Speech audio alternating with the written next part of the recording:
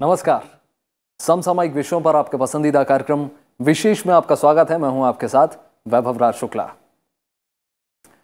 मानव सभ्यता के विकास के साथ ही इसके फैलाव और वर्चस्व की लड़ाई भी शुरू हो गई और मनुष्य ने विजय की प्राप्ति और अपना दबदबा कायम करने के लिए तमाम तरह की कोशिशें शुरू कर दी। इन्हीं कोशिशों का नतीजा है तरह तरह के युद्ध के हथियार, जिनमें गोला बारूद से लेकर परमाणु हथियार और मिसाइल तक शामिल हैं।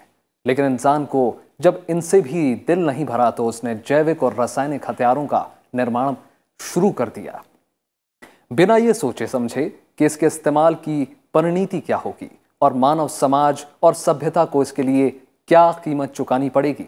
इतिहास गवाह है कि चेचक, हैजा, प्लेग, न्यूमोनिया और अन्य महामारियों की वजह से हजारों लाखों लोगों को अपनी जान गंवानी पड़ी है।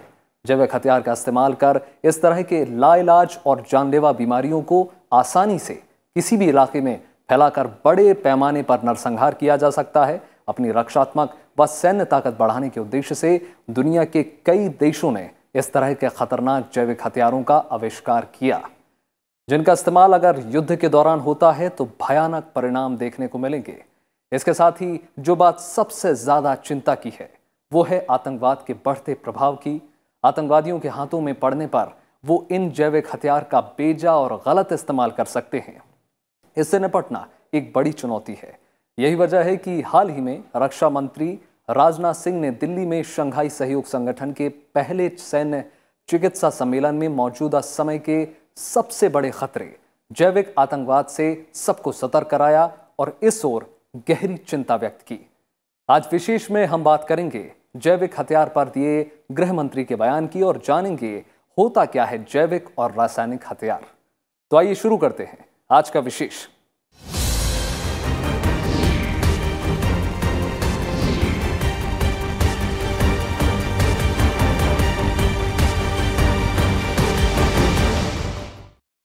जहरीले कीटाणु, बैक्टीरिया, विषाणुओं या फफूंद जैसे संक्रमणकारियों तत्वों को जैविक हथियार कहा जाता है।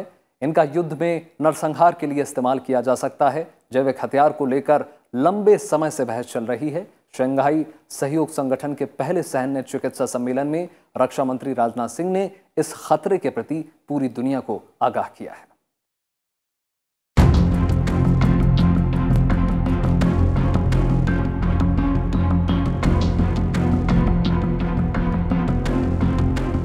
मौजूदा समय में वास्तविक खतरा जैव आतंकवाद है। दिल्ली में शंघाई सहयोग संगठन के पहले सैन्य चिकित्सा सम्मेलन में संबोधित करते हुए रक्षा मंत्री राजनाथ सिंह ने यह बात कही। इस मौके पर उन्होंने पूरी दुनिया को जैविक आतंकवाद को लेकर सतर्क किया। राजनाथ सिंह ने जैव आतंकवाद को संक्रामक रोग बताया। उन्होंने कहा कि आतंकवाद के लिए जैविक हथियारों का इस्तेमाल सबसे बड़ा खतरा है। परमाणु, रसायन और जैविक युद्ध का खतरा स्थिति को और विकराल बनाएगा। रक्षा मंत्री राजनाथ सिंह ने शंघाई सहयोग संगठन के सदस्य देशों के सशस्त्र बल चिकित्सा सेवाओं से जैव आतंकवाद के खतरे से निपटने के लिए अपील की। उन्होंने कहा कि युद्ध क्षेत्र में सैनिकों के लिए उत्पन्न होने वाली नई चुनौतियों से प्रभावी तरीके से निपटने के रास्ते तलाशे जाने चाहिए। Bioterrorism is a real threat today. It breaks out as a contagious plague, and the armed forces and its medical services have to be at the forefront of combating this menace. The importance of this kind of terror threat has been recognized, and the scientific programs includes articles and discussions on these topics and on managing any probable mass casualty situations. रक्षा मंत्री राजनाथ सिंह ने कहा कि रण क्षेत्र से संबंधित तकनीक में निरंतर बदलाव आ रहे हैं और इससे नई नई चुनौती पैदा हो रही हैं। नए और गैर परंपरागत युद्धों ने इन चुनौतियों को और जटिल बना दिया है। सेनाओं की मेडिकल सर्विस को इन चुनौतियों का पता लगाने और इनके कारण स्वास्थ्य पर पड़ने वाले प्रतिकूल प्रभाव को कम करने की रणनीति सुझाने में महत्वपूर्ण भूमिका निभानी होगी। The ever advancing battlefield technology has imposed a vast array of previously unrecognized challenges. Newer and non-conventional formats of warfare have further added to the complexity of the existing challenges. What has not changed, of course, is human physiology and the capability of human body to withstand and function in such challenging environments. The medical services of the armed forces are expected to play a vital role in identifying these challenges, defining the limits of human tolerance, and suggesting strategies to mitigate the adverse health effects of such environments. Rajnath Singh ने कहा कि परमाणु, रासायनिक और जैविक हथियारों के कारण भी स्थिति लगातार जटिल हो रही है। रक्षा मंत्री का कहना है कि सेनाओं के चिकित्सा से जुड़े विशेषज्ञ इन खतरनाक चुनौतियों से निपटने के साजो सामान से लैस हैं। घायलों की देखभाल और उनका बचाव मिलिट्री मेडिसिन का महत्वपूर्ण पहलू है।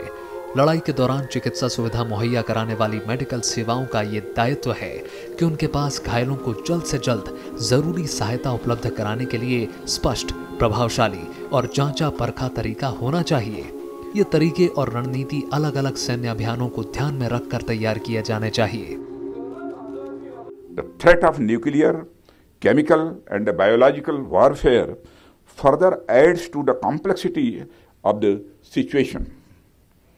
The medical professionals of the armed forces are probably uniquely equipped to deal with these deadly challenges.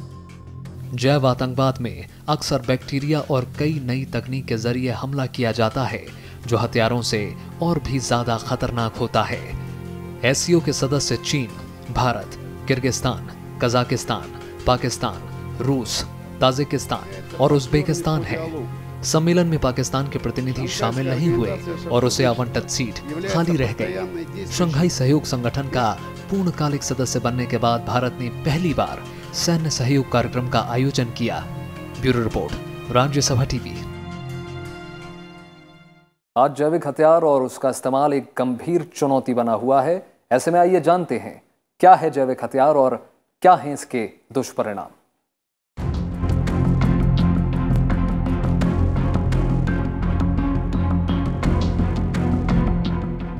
जैविक हथियारों का नाम सुनते ही दिल में एक खौफ और डर बैठ जाता है। दुनिया में जहां भी इन हथियारों का इस्तेमाल हुआ है, वहां इसका असर अगले कई दशकों तक देखने को मिला है। इसकी चपेट में आने वाला पूरा का पूरा इलाका काल का ग्रास बन जाता है। बम या मिसाइल के हमले में तो लोग एक ही बार में मरते हैं या कई बार बच भी जाते हैं, लेकिन जैविक हथियारों के हमले से बचना लगभग नामुमकिन होता है, क्योंकि जैविक हमले के दौरान छोड़े गए खतरनाक वायरस और संक्रामक बैक्टीरिया एक ही झटके में पूरे इलाके को बीमार करने की ताकत रखते हैं। इससे चिकित्सा और स्वास्थ्य सेवाओं पर भारी असर पड़ता है। दरअसल जैविक हथियार का मतलब वैसे घातक और जानलेवा बैक्टीरिया, वायरस और विषैली फफूंदों से निकलने वाला विष है जो हवा, पानी और खाने के साथ व्यक्ति के शरीर के अंदर पहुंचकर कई प्रकार की गंभीर बीमारियों का रूप ले लेते हैं। इसके चलते बड़े पैमाने पर नरसंहार होता है। जीन इंजीनियरिंग का उपयोग कर इन विषाणुओं को विकसित किया जाता है और इनका इस्तेमाल परमाणु अस्त्र की तरह किया जाता है। इनके दुष्प्रभाव का अनुमान इसी से लगाया जा सकता है कि इन जैविक हथियारों का प्रभाव कई पीढ़ियों तक बना रहता है। इसका साधारण दिया जाता है परिभाषा कि वैसे कोई भी जो जैविक एजेंट होते हैं, कोई भी बायोलॉजिकल एजेंट्स, उनका अगर युद्ध के लिए इस्तेमाल किया जाए तो वह जैविक हथियार हो गया। बड़ा सिंपल है। अब क्या है जैविक हथियार नहीं है, उसके लिए जितने भी बायोलॉजिकल एजेंट्स कोई भी हो सकता है, ए बी सी, उसका इस्तेमाल ऐसे कुछ हो सकते हैं जिनका केवल युद्ध के स्तर के लिए इस्तेमाल होता है। लेकिन आज के दिन में ड्यूअल यूज टेक्नोलॉजी के दिन में बहुत सारे चीज़ जो कि बहुत सारे एजेंट्स जो कि बहुत सारे जैविक जो इसको कहेंगे वस्तुएं हैं, वो आपके दवा के लिए भी होता है, ऐसे भी वायरस है। तो उन सब के लिए एक ऑस्ट्रेलिया ग्रुप करके संस्था है, उसने उन्हें लिस्ट कर रखा है कि ये सब का कॉमर्शियल यूज भी है और इनका युद्ध का भी हो सकता है। जैविक हथियारों से आक्रमण के लिए किसी अत्याधुनिक और महंगे साधन की आवश्यकता नहीं है। इन्हें तो बस छोटे मोटे जानवरों, पक्षियों, हवा, पानी और मनुष्य आदि किसी भी साधन के जरिए फैलाया जा सकता है। इतिहास गवाह है कि एंटीबायोटिक्स और इसी तरह के अन्य दवाइयों की खोज के पहले प्लेग और हैजे जैसी महामारी ने हजारों लाखों लोगों की जान ले ली है और आज भी हम एड्स, कैंसर और सार्स जैसी अनेक बीमारियों से मुक्ति का रास्ता तलाशने में लगे हुए हैं। ऐसे में अगर कोई जैविक हथियारों से आक्रमण करता है तो स्थिति और भी भयानक हो सकती है।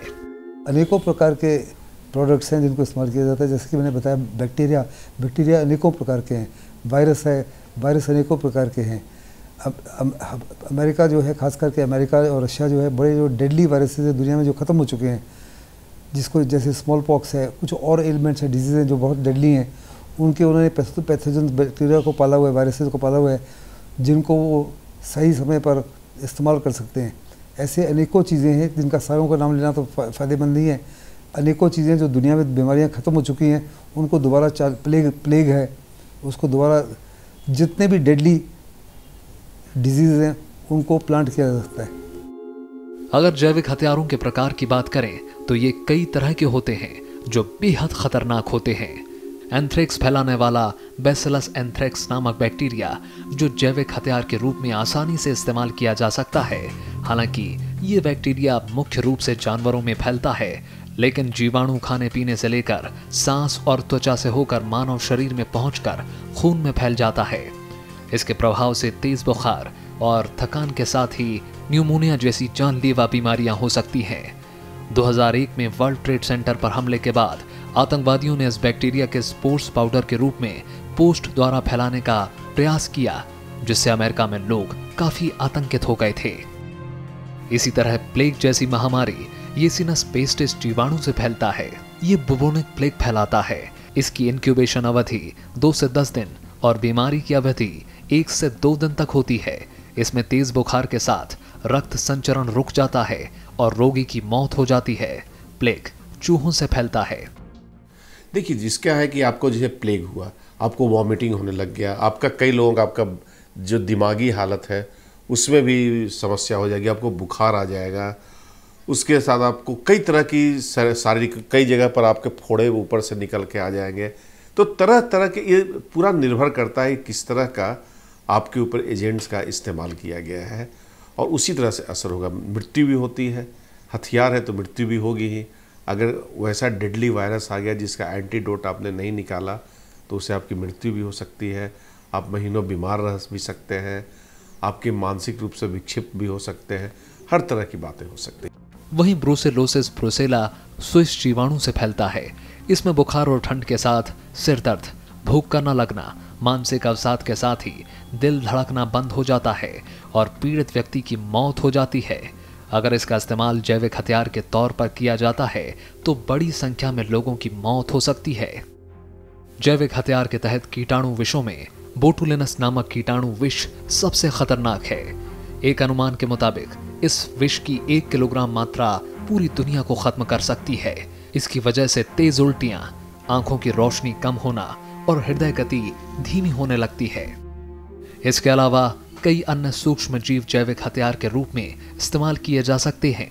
इसमें स्यूडोमोनास की वजह से सेप्टिसीमिया, काक्सिएला बर्नेट्टी की वजह से रिकेट्सिया और एबोला वायरस की वजह से हीमोरेजिक जैसा जानलेवा बुखार हो सकता है। जो ट्रुप्स हैं वो बीमारियों के शिकार हो सकते हैं। कुछ एलिमेंट्स ऐसी हैं जिससे वो जो है हेल्पलेस हो जाते हैं और दुश्मन उनके ऊपर कब्जा कर सकता है। कुछ से मूर्छित हो जाते हैं और दुश्मन आसानी से नुकसान पहुंचा सकता है। कईयों में बहुत बड़े पैमाने पर आप मारे जा सकते हो, क्योंकि some of them kill you, some of them maim you, some of them disable you. जैविक हथियारों की विनाशकारी शक्ति की भयावहता का अंदाजा इनकी मारक क्षमता से लगाया जा सकता है। एक अनुमान के मुताबिक 1 ग्राम टॉक्सिन यानी विष से 1 करोड़ लोग मारे जा सकते हैं। वहीं बोटुलिनम नामक विष रासायनिक नर्व गैस सेरियन से करीब 30 लाख गुना अधिक शक्तिशाली है। अगर इसे मिसाइल के जरिए युद्ध क्षेत्र में फैलाया जाए तो लाखों लोगों की मौत हो सकती है। Bureau report, Rajya Sabha TV. जैविक हथियार और रासायनिक हथियारों में फर्क तो है, लेकिन दोनों ही हथियार खतरनाक नरसंहार और विध्वंस करने में बराबर की शक्ति रखते हैं। आइए जानते हैं कि जैविक हथियार से रासायनिक हथियार कैसे अलग हैं और इसे रोकने के लिए अब तक किस प्रकार के प्रयास किए गए हैं।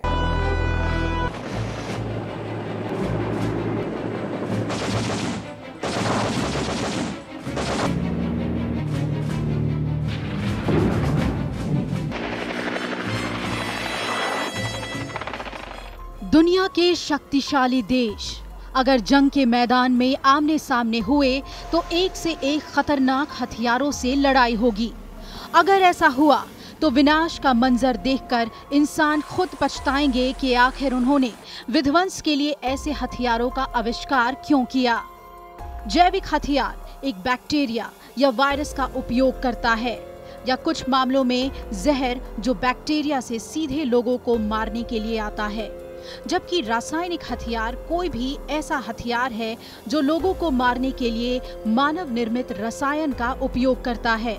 जैविक हथियारों से आक्रमण के लिए छोटे मोटे जानवरों, पक्षियों, हवा, पानी, मनुष्य किसी का भी इस्तेमाल किया जा सकता है। युद्ध सैनिकों और आम लोगों को इससे महामारी की ओर धकेल दिया जाता है।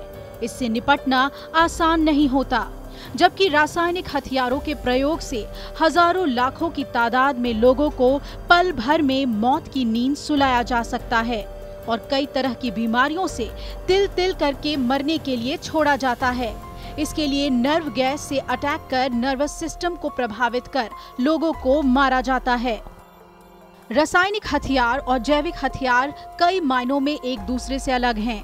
जैविक हथियार के असर से लोगों में भयानक रोग होने लगते हैं, जबकि रासायनिक हथियार के जहर फैलने से लोगों की जान जाने लगती है। जैविक का असर ज्यादा प्रभावशाली होता है और ये महामारी की तरह फैलता है। वही रासायनिक में जो केमिकल के संपर्क में आता है वही हताहत होता है। जैविक हथियार बनाना सस्ता होता है, वही रासायनिक हथियार बनाना महंगा पड़ता है। रासायनिक हथियार जैविक हथियार की तुलना में 100 से 1000 गुना कम लोगों को मार सकता है। एक में रसायन का प्रयोग होता है, एक में जैविक जो तत्व है उनका इस्तेमाल होता है। मूलतः यही है। एक समय जब दोनों के बारे में, दोनों को समाप्त करने की बात की गई थी तो साथ साथ उनका निगोशिएशंस भी होता था, लेकिन 70 के दशक के बाद, 70 के दशक में शुरू के 72 तक biological and toxin weapons convention बन गया था, अंतर्राष्ट्रीय कानून बन गए थे और इसके ऊपर एक ट्रीटी भी साइन हो गई थी। धीरे धीरे करके लगभग सारे राष्ट्रों ने उसके ऊपर हस्ताक्षर भी कर दिए थे। तभी से यह माना जाने लगा कि यह एक बहुत बड़ा विश्व का खतरा नहीं है। लेकिन विज्ञान की जो नई उपलब्धियाँ, जो नए आयाम आए और विज्ञान के जो नए जिसे कहते हैं फ्रंटियर्स सब आए, तो तब से और आतंकवादियों में भी यह माने जाने लगा कि यह क्षमता आ गई है कि इसका यह इस्तेमाल कर सकते। तब से यह चिंता का विषय बनी। रासायनिक हथियार का इस्तेमाल कई बार हुआ। 1914 से 1918 के बीच चले प्रथम विश्व युद्ध में केमिकल अटैक किया गया, जिसमें क्लोरीन, फॉस्फीन और मस्टर्ड गैस का इस्तेमाल किया गया था। इस हमले में 90,000 लोगों की मौत हुई थी और 1 करोड़ लोग घायल हुए थे। 1935 से 36 में इटली और इथियोपिया के बीच युद्ध में इटली ने मस्टर्ड गैस का इस्तेमाल किया था। 1961 से लेकर 1971 तक वियतनाम युद्ध में अमेरिका ने केमिकल अटैक किया। वहीं 1980 के युद्ध के दौरान इराक ने ईरान पर रासायनिक हथियारों और 1988 में कुर्द निवासियों के खिलाफ मस्टर्ड गैस और नर्व एजेंट का इस्तेमाल किया था। 1994 में जापान में सरीन गैस के इस्तेमाल से 8 लोगों की मौत हुई थी, जबकि करीब 500 लोग प्रभावित हुए थे। 1995 में जापान के टोक्यो मेट्रो में हुए एक सरीन हमले से 12 लोग मारे गए थे और 50 लोग घायल हुए थे। सीरिया में अभी भी रासायनिक हथियार से हमले हो रहे हैं। अगस्त 2013 में सीरिया के घौतू में नर्व एजेंट के हमले से 1100 लोगों की मौत हो गई थी। वहीं अप्रैल 2017 में सरीन गैस के इस्तेमाल से ही खान शेखौन शहर में 70 से ज्यादा लोगों की मौत हो गई। ये हमले तो सेकेंड वर्ल्ड वॉर में काफ़ी बड़े पैमाने पर हुए और इनके दुष्परिणाम होते हैं कि आपकी स्किन जल जाता है, आपकी लंग्स कोलैप्स हो जाते हैं, आपकी ब्लीडिंग शुरू हो जाती है, आप मूर्छित हो जाते हैं, आपकी आंखें कुछ देर के लिए काम करना बंद हो जाती हैं, आपके ईयर ड्रम्स बस्ट हो जाते हैं। और आज के आधुनिक समय में बड़े पैमाने पर ये जब इराक ईरान का युद्ध हुआ था उसमें भी इस्तेमाल किए गए। अभी सीरिया के जो असाद हैं, प्रेसिडेंट असाद, वो अपने ही देशवासियों के खिलाफ अक्सर इसका इस्तेमाल करते रहे हैं। उसी के इस्तेमाल की वजह से बड़े पैमाने पर जब ओबामा चले गए, ट्रंप आए, तो ट्रंप ने अमेरिकन फोर्सेस को भी उतारा उनके खिलाफ, उनके वहाँ एयर अटैक्स किए कई बारी। वहीं जैविक हथियारों का भी कई बार इस्तेमाल किया गया है। इतिहासकार मानते हैं कि 18वीं शताब्दी में यूरोपीय शासकों ने उत्तरी अमेरिकी भारतीयों को कंबल और टेंट की आपूर्ति की थी, जो कि चेचक के रोगी उपयोग करते थे। चेचक फैला और कई मूल जनजातियां नष्ट हो गईं। मानवों पर हैवानियत भरी दास्तान चीन और जापान के दूसरे युद्ध के दौरान घटित हुई। जापान ने 1932 में यूनिट 731 का इस्तेमाल कर चीन की आबादी को बुबोनिक प्लेग और हैजा से संक्रमित किया, जिसमें 4 लाख चीनी मारे गए। यूनिट 731 या नॉनकिंग संहार जैविक और रासायनिक युद्ध अनुसंधान और विकास के लिए बनाई गई एक गुप्त इकाई थी। यूनिट 731 को शाही जापानी सेना ने बनाया था, जिसमें इंसानों पर घातक जानलेवा परीक्षण किए जाते थे। जर्मनों ने इटली में मलेरिया वितरित किया और लगभग 1000 मित्र सैनिकों की इससे मृत्यु हो गई। देखिए, एक तो अंतर्राष्ट्रीय जगत पे एक संधि हुई है, उस संधि पे हम सब हस्ताक्षर किए हुए हैं। उसमें वेरिफिकेशन का प्रोविज़न नहीं है, उसके लिए हम लोग लगातार प्रयासरत है, पूरी दुनिया प्रयासरत है। कुछ राष्ट्र उसको नहीं मान रहे हैं। भारत एक प्रोटोकॉल के रूप में उसको बार बार दे रहा है। इंफॉर्मेशन एक्सचेंज, किस तरह के वायरस, किस तरह के बैक्टीरिया नए आ रहे हैं, वो क्या क्या नुकसान पहुंचा सकते हैं, इसकी चर्चा चलती है। उनका हैंडबुक बनाया जाता है, लोगों को अवेयर किया जाता है, ट्रेनिंग दी जाती है। हमारे भी जो लोग हैं, हमारे भी जो सुरक्षा एजेंसियां हैं, वो भारत के बाहर भी जाती हैं, वहाँ ट्रेनिंग देती हैं, वो जानकारी सूचनाएं एकत्रित करती है। तरह तरह के ट्रेनिंग, हर तरह के ट्रेनिंग उसको दी जाती है। रासायनिक और जैविक हथियारों के प्रयोग को रोकने के लिए कई संस्थाएं काम कर रही हैं। रासायनिक हथियार निषेध संगठन यानी Organisation for Prohibition of Chemical Weapons 1997 में संयुक्त राष्ट्र संघ ने बनाई, जो एक स्वतंत्र संस्था है। रासायनिक हथियार के निर्माण को रोकने के लिए ये CWC के प्रावधानों को क्रियान्वित करती है। 14 जनवरी 1993 को भारत केमिकल वेपन्स कन्वेंशन के लिए एक मूल हस्ताक्षरकर्ता बना। वहीं जैविक हथियार के निर्माण और प्रयोग पर रोक लगाने के लिए कई विश्व सम्मेलन हुए। सबसे पहले 1925 में जिनेवा प्रोटोकॉल के तहत कई देशों ने जैविक हथियार पर नियंत्रण के लिए बातचीत शुरू की। 1972 में बायोलॉजिकल वेपन्स कन्वेंशन की स्थापना हुई और 26 मार्च 1975 को 22 देशों ने इसमें हस्ताक्षर किए।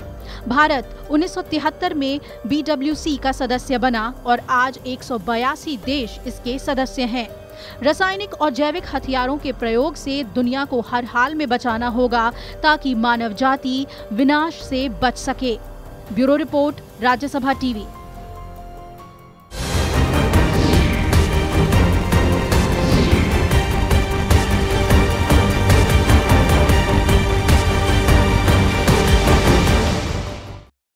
तो आज के विशेष में इतना ही। उम्मीद है आपको विशेष का ये अंक पसंद आया होगा।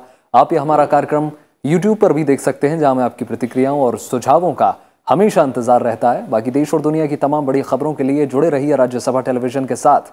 नमस्कार।